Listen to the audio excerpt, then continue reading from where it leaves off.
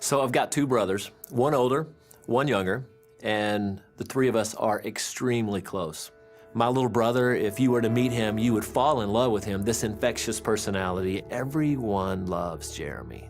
Several years ago, I'm on spring break with my wife, my two little girls, beaches of Florida. My cell phone rings and my older brother says, "Come home now." And so when your older brother says, "Come home," you go home.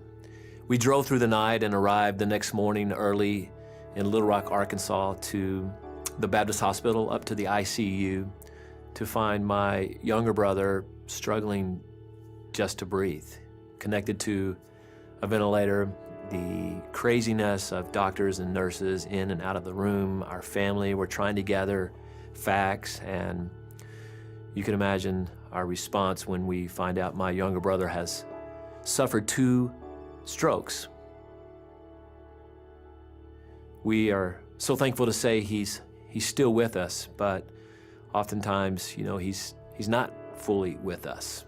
He went from being this healthy young man, second grade school teacher, basketball coach, to now being confined to a bed and struggling to articulate words and to dress himself and to feed himself and to do all the things that probably you and I take for granted. I think one of the difficult things about where we are with Jeremy is just the unknown, that the story isn't wrapped up in a cute little box in a tight, pretty bow, and that we're still in the middle of the unknown, and how hard that's been on our family and on Jeremy, my parents. There have been many moments in the last few years where I've been furious with God, and I've wondered, God, where are you?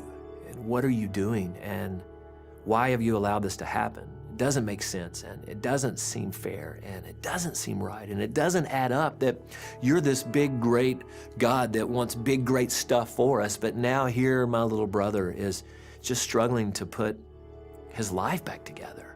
I can't imagine what's gone on in his head in the last few years, but for me, it has been just a great wrestling with God and trying to wade through the madness of questions and just the mess of it all, wondering, is God still there?